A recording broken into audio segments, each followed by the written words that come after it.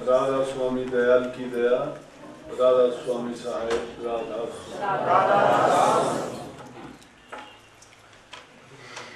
प्यारे भाइयों बहनों, आप सबको पता है साल में एक बार 10-12 दिन का कार्यक्रम ये अपना बंगाल का, सिक्किम का, नेपाल का होता है। सत्संग तो आपको सुनने के लिए बड़े टाइम मिलते हैं, सत्संग भी मिल जाते हैं, क्योंकि हर 5-7 दिन या ज़्यादा से ज़्यादा हफ्ता होगा सत्संग होते रहते हैं। जितने भी केंद्र हैं साल में कोशिश होती है सब पर एकाध बार सत्संग हो, लेकिन ज़्यादा आश्रम बढ़ने के कारण कुछ आश्रम रह जाते हैं जहाँ सत्संग नहीं हो पाता। संगत बढ़ती है, काम बढ़ता है, तो उसमें थोड़ा करने वाला कम हो, काम ज़्यादा हो तो उसमें थोड़ा होता है। सबसे बड़ी बात सत्संगियों के लिए होती है दर्शन का होना, संग करना, पास में बैठ के जो समस्या हो, कोई बात हो, कोई किसी प्रकार का भरम हो, सत्संग के सुनने से होता है, अभ्यास के करने में आता है। कई बार दुनियादारी के लोगों से वार्तालाप होती है तो लोग पूछ लेते हैं आप किस मत को मानते हो, किस धर्म को मानते हो, आप कौन सा तरीके से भक्ति करते हो, आपका मत क्या सिखाता है। जिज्ञासा बस भी पूछते हैं, और कुछ लोग परीक्षा के लिए भी पूछते हैं कि इनको कुछ पता है या नहीं। तो ये टाइम जो मिलता है आपको, यहाँ तो शायद मैं 1 दिन रुकूंगा, 2 दिन रुकूंगा, चाहता यही हूँ कि सबके पास पहुँच के एक दिन सबको देते हैं। धुलाबाड़ी है, दार्जिलिंग है, पशुपति है, सुखिया है, जोरथांग है, गंगटोक है, उसके बाद सिलीगुड़ी का, कभी बांद्राहाट और वो अपना जयगांव वगैरह भी जाना पड़ता है। लेकिन इनमें अच्छी बात यह है कि सब जगह जाने के बाद ज़्यादा टाइम या तो गंगटोक में मिलता है 3-4 दिन का, या सिलीगुड़ी में, क्योंकि सिलीगुड़ी केंद्र होने के नाते से आसपास के सभी लोग वहाँ पहुँच सकते हैं। तो सत्संग तो वहाँ भी होंगे, लेकिन यहाँ जब भी मिलते हैं सत्संग का मतलब समझना चाहिए। सत्संग इस आयोजन को ही नहीं कहते कि हम बैठ के शब्द गाएं कि भाई ये सत्संग है या सत्संग हो गया। सत्संग का अर्थ होता है सत्य का संग करना, गुरु का संग करना, उन सत्संगियों का संग करना जो प्रभु भक्ति में लीन है, बुराइयों से बचे हुए हैं, सच्चाई की खोज में लगे हुए हैं, वो सब सत्संग है। और अब जितना भी समय आपका बीतता है, आपका खाना भी, उठना बैठना भी, सोना जागना भी सत्संग में हो सकता है, क्योंकि ना तो आपका कोई दूसरा विचार है, ना कोई ख्याल है। सिर्फ सत्संग के बारे में, दर्शन के बारे में, संग रहने के बारे में ही तो सोचते हो। भक्ति है क्या? परमात्मा में ही अपने विचारों को लीन कर देना। परमात्मा का रूप क्या है? गुरु के रूप को समझ जाओगे, परमात्मा के रूप को समझ जाओगे। इस वाणी में भी जो बात कही कि गुरु बिन तेरा कौन सहाय है, तू भूला फिरे नादान। नादान का मतलब आप इतने बड़े हो, कोई 60 साल का, कोई 70 साल का, कोई 50 साल का, नादान कैसे? और भूले हुए क्या हो? सब कुछ तो करते हो, समझदार हो, अपना कारोबार करते हो, बच्चों का लालन पालन करते हो, सभी प्रकार के अपने तुम कर्तव्य निभाते हो, फिर नादानी किस बात में नजर की। ये उन लोगों के लिए एक चेतावनी दी गई है कि जो लोग सतनाम से बिछड़े हुए हैं, प्रभु की जो गुणगान नहीं करते हैं या उसको जो भूले हुए हैं दिल से, वो नादान है। नादान उसको कहते हैं जिसको समझ कम होती है, जिसको समझ कम हम कहते हैं नादान है, इसकी समझ कम है, ऐसी है। तो हमारे अंदर जब हमने सारे काम कर दिए, इंसानी चोले का प्राप्त होने का मतलब था प्रभु की भक्ति करना, और जब उसी को भूल गए थी, हमारी नादानी है, ये भूल है हमारी। और इंसान समझदार है, बुद्धिमान है, सारी बातों को जानते हैं, सब प्रकार के काम करते हैं, लेकिन नादानी क्या होती है कि जब हम और तो सब कामों को इतना समय देते हैं, उनके लिए अपनी शक्ति लगाते हैं, परिश्रम करते हैं, लेकिन प्रभु के नाम को भूलते हैं। जबकि सब कामों को भूल के भी उनको याद करना चाहिए, जिससे हमें सुंदर शरीर मिला, जिससे हमें ये अवसर मिला कि ये 84 लाख की योनि के चक्कर में जन्म मरण के बंधन से मुक्त हो जाएंगे। क्योंकि संसार दुखों का घर है, जिसको देखो परेशानियों से घिरा हुआ है। कोई रोग से दुखी है, कोई गरीबी से दुखी है, कोई संतान से दुखी है, कोई किसी रूप में, कोई किसी रूप में। किसी शरीर का रोग है, किसी को मन का रोग है। अगर ये नहीं भी है तो आत्मिक रोग तो सबको लगे हुआ है, जिसके बारे में हम जानते ही नहीं कि वो रोग कौन सा है। वो आत्मिक रोग ये है कि आदमी मन से तो दुखी हो जाता है, शरीर से उसका दर्द, खुशी, तकलीफ महसूस कर लेता है। भागीदारी तो उन सब में मन की होती है, लेकिन जिसके बारे में कभी हमारी सोच चली ही नहीं, वो भूल है। अगर इंसान इस बात को समझ जाए कि मेरा संसार में आने का उद्देश्य क्या था और वो मेरा उद्देश्य कैसे पूरा हो सकता है, जब तक किसी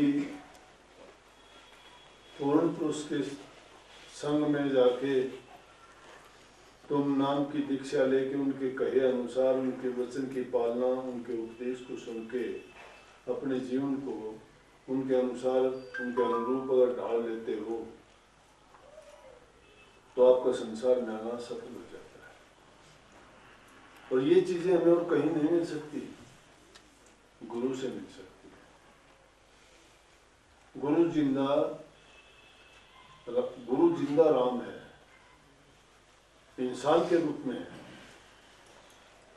हमारी भाषा बोलता है, हमारी तरह जिस तरह भी हम चाहते हैं वो समझाता है। गुरु का मतलब ये नहीं कि भाषण दिया, उपदेश दिया, चल दिए, नहीं।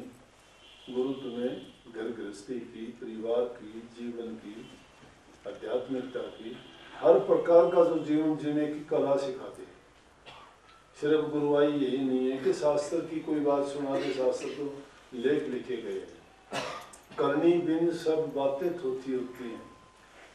और संत मत जो हमें रास्ता बताता है वो करनी का है। जो करनी करता है वो इसी जीवन में सारा देख भी लेता है, पा भी लेता है। इसीलिए गुरु की महिमा बार बार गाते हैं। वेद शास्त्र, पुराण, अंजीर, बाइबल, जितनी भाषाओं में जितने महापुरुष बीते काल में गुजरे हैं, सब ने इसी बात पर जोर दिया है। सभी ने धर्म का सहारा ओट पकड़ी है, क्योंकि धर्म ही इंसान को उन कर्तव्यों से जोड़ के रखता है जो बुराइयों से बचा के सच्चाई के रास्ते पर चलाए। लेकिन इन सब में जरूरत इस चीज की पड़ती है कि जब तक इंसान बुराइयों से नहीं छूटता है, अच्छाई के रास्ते पर नहीं जा सकता। और संतों का तरीका ये होता है, जीव जिस प्रकार भी मानना चाहे वो उसी प्रकार। अगर कोई लोभी लालची है तो उसका लोभ लालच पूरा कर देते हैं, कोई स्वार्थी है तो उसका स्वार्थ पूरा कर देते हैं, किसी की और इच्छा होती है तो उसको भी कर देते हैं। लेकिन कई बार क्या होता है कि जब वो सोचते हैं कि ये चीज़ इसके लिए दुखदाई है तो उसकी इच्छा भी पूरी नहीं करते। हम उस चीज़ को समझ नहीं सकते कि मेरा ऐसा क्यों नहीं हुआ। हम कहते हैं कि गुरु ने मेरा ये काम नहीं किया। और संत मत की शिक्षा तो ये बताती है कि तुम्हारे कभी भी गुरु से जाके ये ना कहो कि मेरा ये काम पूरा हो जाना चाहिए, क्योंकि आज अगर तुम कोई बात के लिए कहोगे, कल वो दूसरी होगी, परसों तीसरी होगी, वो लालसा बढ़ती चली जाएगी। अगर 1000 बात पूरी होने के बाद भी अगर एक बात आपकी पूरी नहीं होती है तो आप कहोगे कि मैंने ये काम नहीं किया तो मैंने गुरु को छोड़ दो। गुरु छूटता ही नहीं है। गुरु नाम तो ज्ञान का है, ज्ञान समझ का है। गुरु नाम विवेक का है। जिसको विवेक हो गया, ज्ञान हो गया, समझ जिसको आ गई, वो क्या छोड़ देगा? समझ छोड़ देगा। लेकिन हमने गुरु दे को अगर गुरु कर लिया और ज्ञान को समझा ही नहीं कि गुरु ने हमें ज्ञान क्या दिया। अगर शरीर को गुरु मानते हो तो गलती है ये। शरीर धार के जो गुरु के रूप में तुम्हें उपदेश देता है उसकी इज्जत करना, उसकी पूजा करना, उनका सम्मान करना ये जरूरी है। क्योंकि जब तक उनको हम आराध्य नहीं मानेंगे, पूज्य नहीं मानेंगे, उन तो फिर हमें कोई फायदा हो ही नहीं सकता। भक्ति श्रद्धा की है, यकीन की है, विश्वास की। जब तक विश्वास आपका दृढ़ किसी चीज में नहीं होता, पत्थर को भी लोग अपने विश्वास के कारण भगवान बना लेते हैं। और जिंदा इंसान को भी जो है अगर तुम नहीं मानते तो उसको पत्थर के समान ही बना देते हो, बल्कि उससे भी मूर्ख बना देते हो। लेकिन बात यह आती है कि जब हम इन चीज़ों में पढ़ते हैं कि मेरी ये तमन्ना पूरी हो जाए, मेरी ये इच्छा पूरी हो जाए, मेरा ये काम पूरा हो जाए, तो कभी न कभी वो नहीं भी हो। क्यों नहीं होगी? गुरु जान के भी नहीं करेगा पूरी। वो जानता है कि अगर इसकी इतनी कर दिया गया तो ये इसके लिए बिगाड़ कर देगा। गुरु जान जिस प्रकार से अगर डॉक्टर देखता है कि इसका रोग इस चीज से बढ़ जाएगा तो उसको डॉक्टर को से उसका अंग काटना भी करना पड़ेगा। लेकिन जिसका अंग है वो समझेगा कि मेरे लिए ये बात अच्छी नहीं है, मेरा बुरा करता है, लेकिन वो बुरा नहीं करता। बच्चा माँ को कितना प्यारा होता है, लेकिन अगर उसका फोड़ा हो जाता है तो उसको चीरा लगवाती है डॉक्टर से जाके। डॉक्टर उसका ऑपरेशन करता है तो बच्चा रोता है, चिल्लाता है। उसको देख के और उसकी माँ कह देना मेरे बच्चे को छोड़ देगा, इसका इलाज कर। लेकिन उसकी माँ को पता है कि इसका इलाज इसी से होना है, तो उसके रोने की तरफ वो ख्याल ना करके उसको चीरा लगवा देगी। इसी प्रकार से गुरु भी जानता है कि उसके शिष्य को किस प्रकार का इलाज देना है। तो कई बार ऐसी बातें जानबूझ के भी गुरु करते हैं। स्वामी जी महाराज ने बड़ी बात लिखी है, ये सिर्फ उन लोगों के लिए है जो विश्वास करते हैं। जो लोग विश्वास करते भी नहीं हैं उनके लिए ये मत है भी नहीं। अगर भक्ति में तो पूरे उतरते नहीं, घर गृहस्थी वाले हैं, कभी हमारा स्वार्थ आगे आता है, परमार्थ की बातें बहुत दूर हो जाती हैं। कभी हमें अपने काम पूरे करने पड़ते हैं, उनमें झूठ का सहारा लेना पड़ता है। तो उसमें क्या है कि ना तो हम पूरा सत्य का पालन कर सकते, ना ही हम निस्वार्थ भाव से रह सकते, ना ही हम अकर्मी बन सकते। और भक्ति में है कि आदमी पहली चीज़ है कि वो निस्वार्थ भाव से काम करे। स्वार्थ नहीं उसका कोई भी, लेकिन स्वार्थ हमारा है। स्वार्थ पूरा नहीं हो तो हमारा तो हम दुखी हो जाएंगे। दुखी इंसान ना भक्ति कर सकता, ना सुखी रह सकता है। पहली चीज़ है स्वार्थ पूरा हो। स्वार्थ पूरा होगा तो ही हम किसी परोपकार को या दूसरे की भलाई कर सकते हैं। जब अपना पेट हमसे नहीं भरता दूसरे को क्या देंगे? और जब परोपकार भी जब करते हैं तो फिर हम परमार्थ की ओर चल सकते हैं। तो जरूर तो इस स्वार्थ की स्वार्थ पूर्ति के लिए हमें कर्तव्य करना, कर्म करना हमारा फर्ज बनता है। लेकिन भक्ति के रास्ते में कर्म करने का मतलब कर्म करते हुए अकर्ता बन जाओ, कि कर्म करने के बाद उस कर्म को अपना मन ना दो कि मैंने ऐसा कर दिया, कोई दान पुण्य कर दिया, ना कहो कि मैंने दान कर दिया। क्योंकि अगर तुम करने का ये मन में आ गया तो अहंकार हो गया। अहंकार हो गया तो उसके बदले में आपकी कोई भावना भी बन गई कि इसे मुझे चाहिए। अब काम भला करते हो, बुरा करते हो, कर्म का फल तो मिलेगा। लेकिन अगर उस कर्म को करके अच्छा कर्म करते, बुरा कर्म करते हो, करना ही नहीं, उसके लिए तो आदमी अगर गलती से होता भी है तो पश्चाताप करना चाहिए, तौबा करनी चाहिए और ये सोचना चाहिए कि मेरे से मालिक मुझे बख्शो और भविष्य में ऐसा ना हो। बार बार जब उसके लिए पश्चाताप करते हो, बार बार उसको याद करते हो, क्षमा याचना करते हो तो क्षमा हो जाती है। लेकिन अच्छा जब करते हो तो अच्छा करते हुए भी कभी ये ना सोचो मैंने अमुक काम कर दिया, मैंने बहुत बड़ा काम कर दिया, मैंने दान पुण्य कर दिया, ये परोपकार भलाई कर दी, ये मैंने किसी की सहायता मदद कर दी, वो भी कर रहा है। वो भी एक आपका बंधन का कारण बनेगी। वो भी ऐसी है जिस प्रकार से सोने की बेड़ी, जाना तो पड़ेगा बंधन में, ये है उसमें भी, लेकिन इतना फर्क है लोहे की बेड़ी ना होगी, सोने की बेड़ी होगी। अगर हमने दान पुण्य किया है तो उसके भोगने के लिए भी वापस आएंगे। लेकिन काम करते हुए भी अकर्ता बनो, स्वार्थ को पूरा करते हुए भी निस्वार्थ भाव से करो। जब किसी काम में तुम लगते हो तो कभी भी उसमें ये ना सोचो पूरा नहीं होगा, नहीं, मन लगा के उसको काम को करते हो, काम पूरा होगा। लेकिन वो काम करने के बाद भी इस बात का अभिमान हमें छू भी नहीं जाए कि मैंने ये किया। अगर कोई दान कर दिया तो सोचेंगे, अब किसी भी काम को करते हो उसमें विवेक की जरूरत होती है। कह देते भाई दान को पात्र को कर दिया, हमने तो अच्छा सोच के किया कि चलो ये भूखा गरीब है, पैसे दे दिए उसको। उसने क्या किया कि उस पैसे जाके शराब पी ली, शराब पी के उसने और कोई उल्टा सीधा काम कर दिया, या उसने समझो कि अंडे मांस या कोई और चीज खाई, या उसने और जितने भी उल्टे सीधे काम होते हैं, कोई जुआ खेल दिया या कोई और नशीली चीज का प्रयोग किया, तो कहाँ से आया उसका? हमारे पैसे से आया। हमारा दिया हुआ पैसा जो था उस कर्म में ना लगा, गलत काम में लगे, गलत काम का जो परिणाम मिलेगा वो उसको नहीं, वो हमें भी मिलेगा। इसलिए उसे दान करने का भी तरीका होना चाहिए, पात्र की ही मदद होनी चाहिए। कुपात्र की अगर मदद होती है, अगर वो पाप कर्म में कोई चीज लगती है तो पाप के भागी हम भी बनते हैं। तो ये बात बड़ी गहराई की है, सोचने की है। और इनका हमें अर्थ कहाँ से मिलता है? सत्संग से मिलता है। सत्संगों में बार बार जाने से, अब अभ्यास करने की बात भी यही है। संतों ने कहा बार बार के नाम का अभ्यास करो, अभ्यास करो। क्यों करो अभ्यास? अभ्यास वो चीज है कि बार बार किसी चीज की करने से वो गुण हमारे अंदर आ जाएगा। चुंबक को लोहे के टुकड़े पर बार बार फेरने, चुंबकीय गुण उसमें आ जाएंगे। अगर बार बार किसी चीज को किसी चीज से घसते हो तो उसके अंदर छुपी हुई अग्नि प्रकट हो जाएगी, लकड़ी में है। अगर बार बार किसी और चीज में जो भी उसका गुण बार प्रकट हो जाएगा।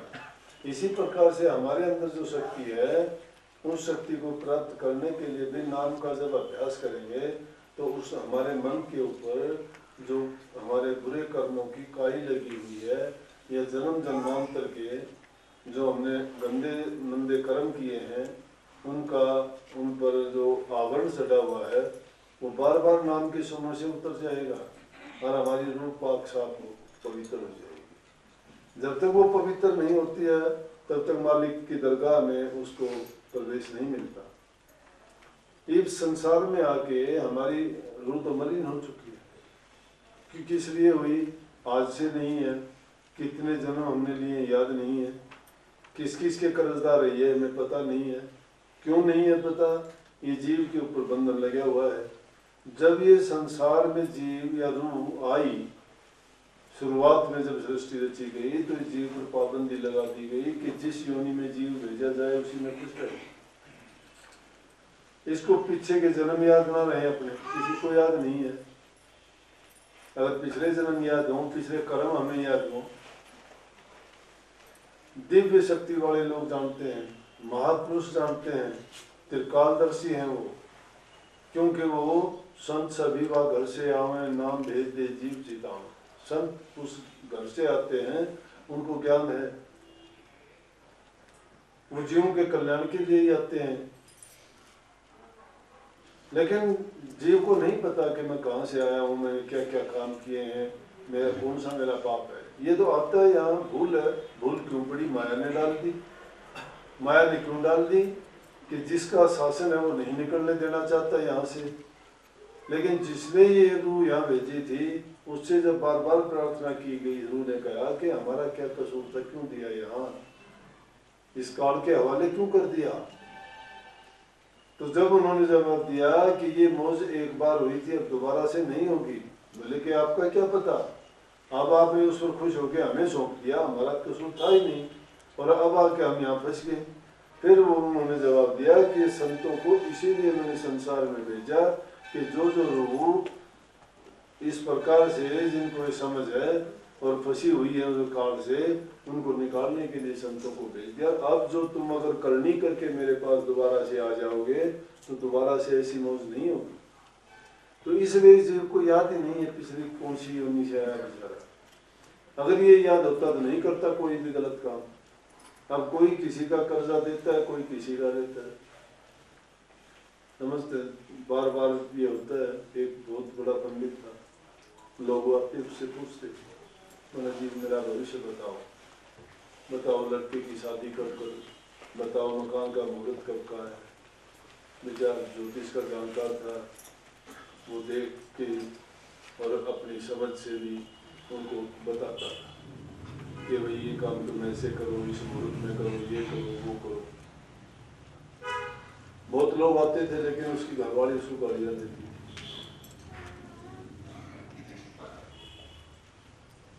समझदार लोग थे, कई बार जाके जब देखा कहने लगे पंडित जी एक बात पूछ रहे हैं आपसे। बोले बताओ। बोले आप दूसरे लोगों को भविष्य बताते हो, आप अपना भविष्य नहीं पूछते कभी, देखते कभी।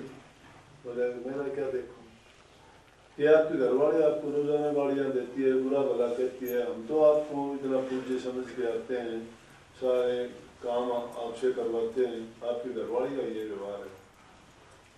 बोले भाई सबको अपना कर्म है, मेरा ऐसा कर्म था, देख रखा मैंने, ये मैंने देख रखा है। बोले कि क्या?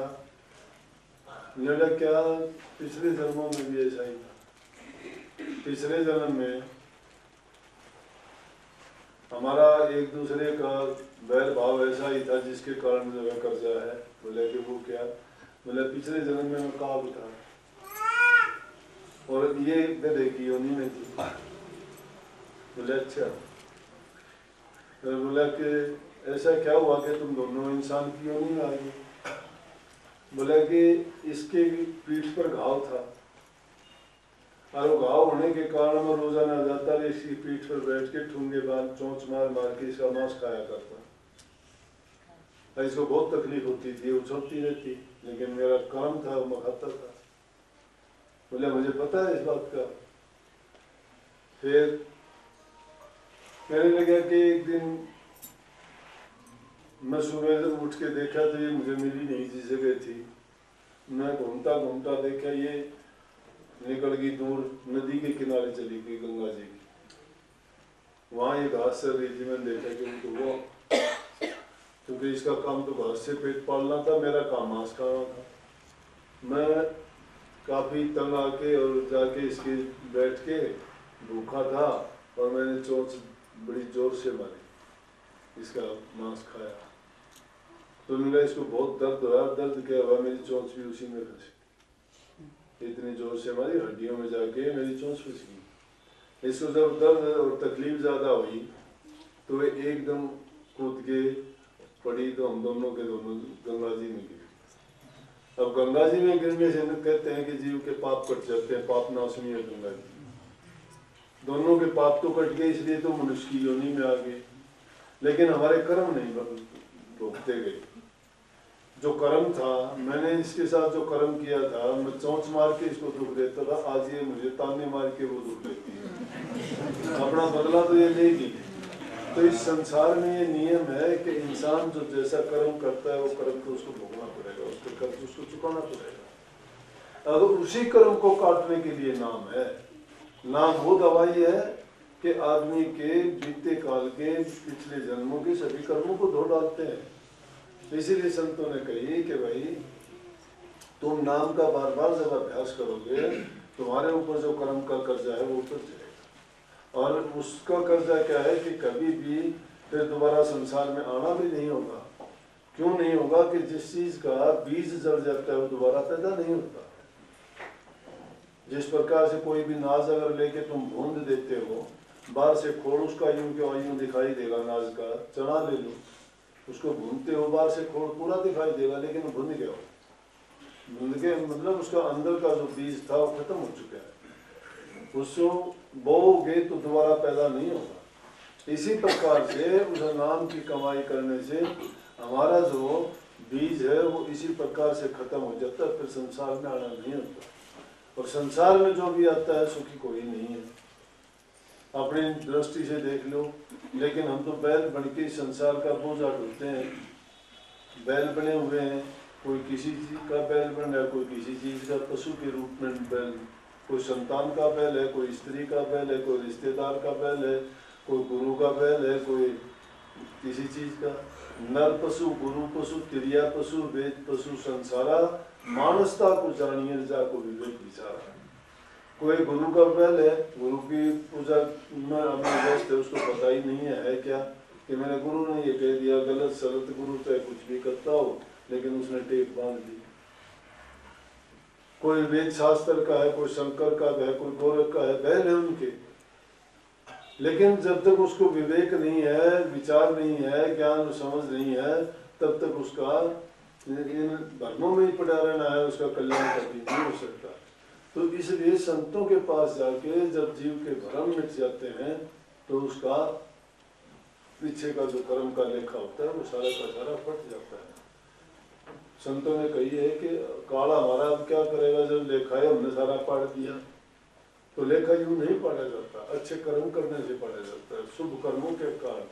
उसके लिए है कि पहली चीज आदमी का व्यक्तिगत जीवन अच्छा होना चाहिए, उसका बोल चाल व्यवहार चरित्रवान होना चाहिए, आचरण उसका अच्छा होना चाहिए, तन से सेवा करने वाला, जबान से मीठा बोलने वाला और मन से अच्छे संकल्प रखने वाला, धन से दूसरे की सहायता मदद करने वाला होना चाहिए।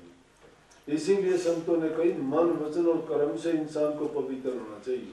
मन से किसी के प्रति दुर्भावना नहीं होनी चाहिए, अच्छे संकल्प, अच्छे विचार, नाम का चिंतन, नाम का मनन हमेशा जब भी सोचता है तो ऐसी बातें तुम्हें सौपन आएगा तो भी अच्छे ख्यालात का आएगा, अगर जागृत में होगे तो भी तुम अच्छे विचार रखोगे। इंसान खाली तो रहता ही नहीं है, कभी भी जहाँ कहीं भी बैठता है कुछ ना कुछ सोचता ही रहता है, बातें आती रहती हैं दिमाग में।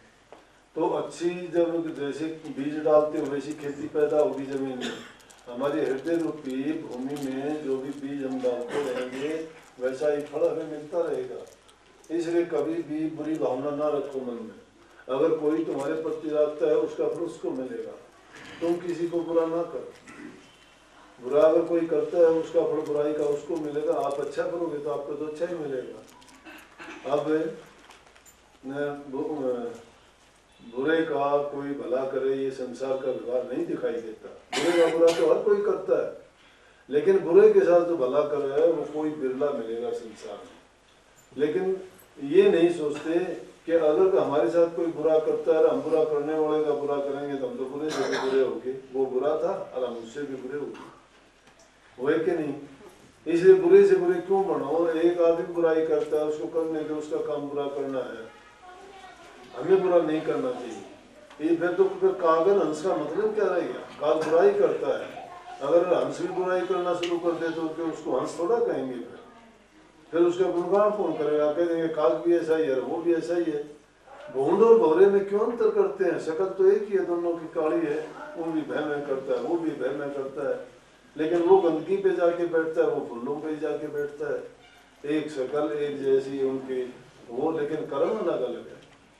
इंसान भी सारे एक ही जैसे हैं। राक्षस तो कोई दिखाई, राक्षस का नाम लेते हैं, राक्षसों की कोई अलग पहचान नहीं होती।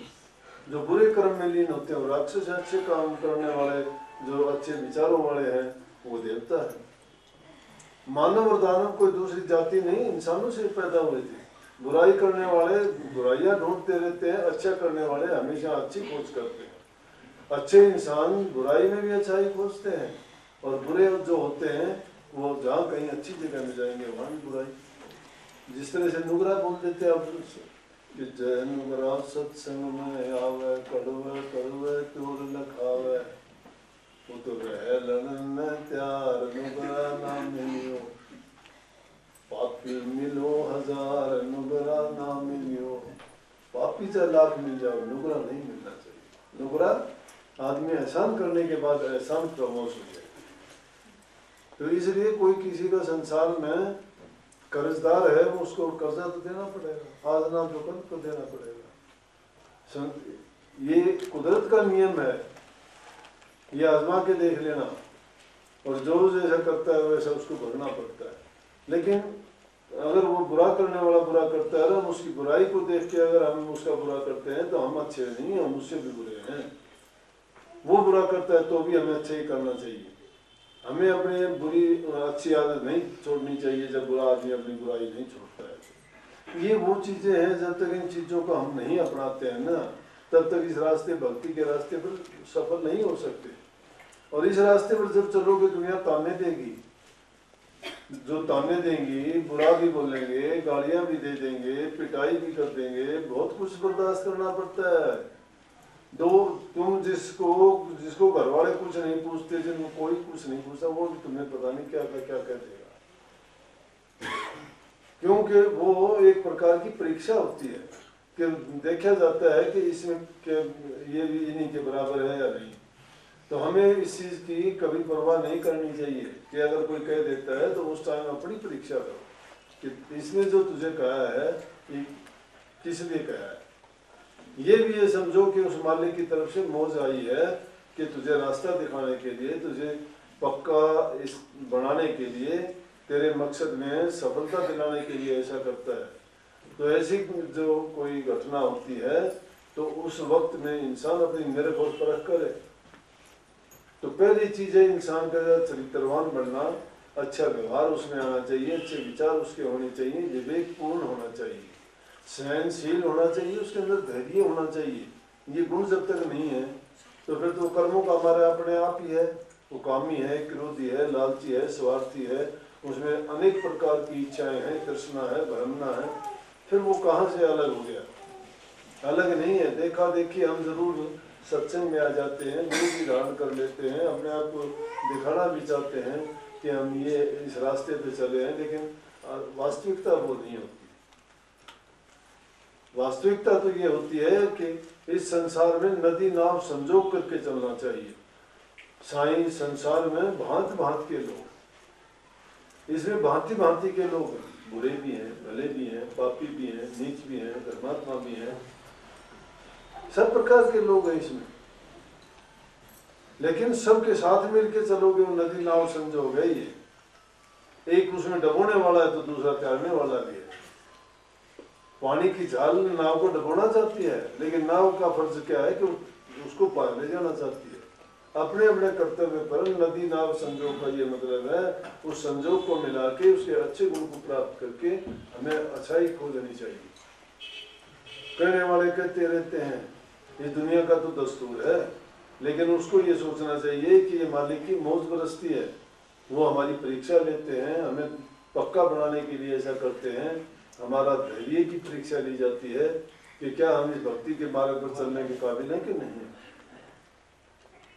तो भक्ति बहुत आदमी से कीमत लेती है पहले, तब उसके बदले में बात थी कि किसी ने लिखा बहुत अच्छा कि मैं ये समझ के इस सत्संग में दाखिल हुआ था कि यहाँ ना तो कोई फीस देनी पड़ेगी और ना किसी प्रकार का कोई दुख कष्ट उठाना पड़ेगा, ना कोई मेहनत मजदूरी करनी पड़ेगी और बड़े ठाट बाट से जो मिलूंगा। लेकिन इस विद्यालय में, इस स्कूल में जब जाके देखते हैं तो यहाँ के जो पढ़ने वाले होते हैं उसके शरीर के ऊपर शीश नहीं होता। शीश का मतलब अहंकार होता है कि जिसका शीश कटे हुआ शीश हो, और उसको वो यही है अपने अहंकार को मार देना ही जो है हमारी खूबी है कि जब इंसान का अहंकार खत्म हो जाता है तो उसको कोई कुछ भी कह दे। कबीर साहब ने तो एक शब्द में बहुत लिखा है, वो कहें कि आदमी को इतना होना चाहिए कि जिस प्रकार से रास्ते का रोड़ा, फिर थोड़ी देर में रास्ते का रोड़ा अगर होगा तो ठोकर लगेगी। रास्ते का रोड़ा नहीं होना चाहिए, धूल होनी चाहिए कि रास्ते की धूल हो। इंसान को तो ऐसा हो जाना चाहिए, मैं ऐसा हो जाऊँ तो इस रास्ते को। फिर अपने आप भी जवाब देते कि अगर धूल हो गया तो मैं तो लोगों के सिर पर कपड़ों पर चढ़ के उनको बंदा करूँगा, धूल नहीं, मुझे तो और कुछ होना चाहिए। मतलब अपने आप को नीचे से नीचा ऐसा बताते हैं। संतों ने सब ने कहा कि मैं नीचन का नीच। कबीर साहब ने तो अनेक जगह ऐसी बात कही है। तो वो क्यों ऐसी बात कही कि उनमें अहंकार नाम की चीज नहीं आनी चाहिए, मैं नहीं होना चाहिए, जिसको पंजाबी ग्रंथों में सिखों ने होमे कहा है, होमे अहंकार। तो अहंकार जब आ जाता है इंसान में, सब कराया विलास कर देता है। तो कभी भी इन चीज़ों को नज़दीक नहीं बल्कि सबसे हिल मिल के चलना चाहिए, एक दूसरे के सहायक बनने चाहिए। शरीर से हो सकता है सेवा करो, मन से होता है तो अगर जबान से अच्छा बोलो, अच्छे संकल्प उठाओ, अच्छे विचार रखो। जैसे तुम ख्यालात और विचार मन में रखोगे ना, वो जरूर हो जाएगा। लेकिन संकल्प जब तुम्हारा पूरा होगा, जब तुम्हारे विचार हर तरह से पवित्र हो जाएंगे। ये नहीं हो सकता कि स्वार्थ की बात और तुम्हारे हित की बात के लिए तो तुम मन में कोई भी संकल्प उठा लो और उस दूसरी चीज है उनको भी बराबर चलाते रहते हो। ये तो रात दिन का जिस प्रकार से एक जगह इकट्ठे नहीं रह सकते, इसलिए बुरे और अच्छे विचार भी नहीं रह सकते, पाप और धर्म इकट्ठे नहीं रह सकते। इस बुराइयों को मिटाना चाहते हो, अच्छाई को अगर हासिल करना चाहते हो, बुराइयों को मिटा दो। अगर अंधकार को मिटाना चाहते हो तो प्रकाश को जला दो, प्रकाश से हो जाएगा, अंधेरा अपने आप गायब हो जाएगा। हमें और हमारे जो मनों में अज्ञान है उसको खत्म करने के लिए गुरु का ज्ञान दीपक का काम करता है, समझ गए। लेकिन उससे ये भी बात है कि एक आध ही उस ज्ञान को प्राप्त करता है। फिर इस बात के लिए भी चिंता नहीं करनी चाहिए कि जिसकी तुम पूजा करते हो अगर वो पूरा है और अगर वो अपने उसमें वो ताकत है पूरी, और तुम्हें फिर करने की जरूरत भी नहीं होती उसके। अगर तुमने सच्चाई से संग कर लिया है, उनकी लड़ पड़ ली है, तो वो जहाँ जाएंगे वो वहीं चले जाएंगे। गुरु को शब्द में समाना है तो शिष्य गुरु में समा जाए, तो जब गुरु में समा जाएगा तो गुरु शब्द में जाएगा तो उसका अपने आप ही कल्याण हो जाएगा, उसको निश्चिंत हो जाना। तो बुरे कर्मों से बचो भाई, अच्छाई के रास्ते पर चलो। जब अच्छाई के रास्ते पर चलोगे ना तो उसके लिए भी आपको अलग से नाम के लिए प्रयास करने की जरूरत नहीं। जब बुराइयां मिट जाती हैं तो आदमी का मन अपने आप ही प्रभु की ओर खींचना शुरू हो जाता है, क्योंकि ये गुण सिर्फ सच्चाई पर चलने वालों के लिए होता है। तो इसलिए गुरु का गुणगान किया गया है ना कि गुरु बिन और सहाय कोई नहीं है। सहाय क्यों नहीं है बताओ, कौन काम आएगा? माँ बाप बहन भाई रिश्ते नातेदार दुनियादारी के साथी हैं, दुनिया के काम में तो साथी हैं, लेकिन अंत सहाय कौन है? गुरु है। ये तो नाते सब टूट जाते हैं, गुरु का और नाम का नाता कभी नहीं टूटता। ये जितने ये चीजें हमारी स्वार्थ की बनी हैं या इनका कर्जा लेना देना है उसके कारण से हमारा संबंध जुड़ा है, लेकिन गुरु से इन चीजों से कोई संबंध नहीं। ना तो गुरु का हमारे से कोई स्वार्थ है, गुरु का स्वार्थ क्या है हमारे से? लेकिन गुरु हमारे उपकार के लिए जो अपना टाइम लगा के, कहिए ना गुरु बड़े बड़े बड़े परमार्थी और घंजों बरसे आए तपन बुझावा और के अपना पुरुष, कि जिस प्रकार से बादल आके सबके लिए बरसता है, पानी की जरूरत तो दूसरों को होती है लेकिन बरसता बादल है। इसी प्रकार से संत सदगुरु को भी अपनी आवश्यकता नहीं होती, वो दूसरों के लिए ज्ञान का बखेर करते हैं और वो ज्ञान हीरे मोतियों से भी महंगा होता है, वो मिलता नहीं है कहीं भी। उसके लिए तो बड़े बड़े राजे महाराजा भी अपने ऐशो आराम छोड़ के योगी बन गए, 36 प्रकार के भोजन त्याग दिए, अपने महलों के ऐसा आराम त्याग के सब सुख छोड़ के और वो संतों की शरण में जाके नाम की दीक्षा लेके अपना कल्याण करना चाहे, तो वही भ्रम से निकले हुए हैं। नहीं तो ये भ्रम सबको पड़ा हुआ है कि दुनिया में हम आए हैं, दुनिया हमारे लिए है, दुनिया के भोग पदार्थ हमारे लिए, हम क्यों ना भोगें। लेकिन वो भोग नहीं, वो रोग बन जाते हैं, रोग शोक का कारण बन जाता है। तो जो भोगों से सब बच के आदमी जोग ले लेता है तो वो उन रोगों से मुक्त हो जाता है, उसको रोग और भोग दोनों दुखी नहीं करते। तो इसके कारण दुनिया में हम कर्जदार बन के आते जाते रहे हैं, उस भोगों को छोड़ दो। हम भोग भोगने के लिए आए थे, लेकिन उल्टा है, भोग और भोगना शुरू करके हमने कर्ज का कर्जा और चढ़ा दिया। तो संतों का जो संग करते हैं उसे बार बार उनके पास जाने से इन बातों की समझ मिलती रहती है। तो हमारी वृत्ति बुराई से हटके अच्छाई की तरफ, दुनियादारी की तरफ से हटके परमात्मा की तरफ और लोगों से हटके गुरु की तरफ झुकती है। और जब उनके उपदेश से हमें जो ज्ञान की बात मिलती है वो हमारे संकल्प सिद्धि में, हमारे विचारों को सुदृढ़ बनाने में और उन मन की सफाई करने में जो काम होता है उसी से हमारा कल्याण होता है।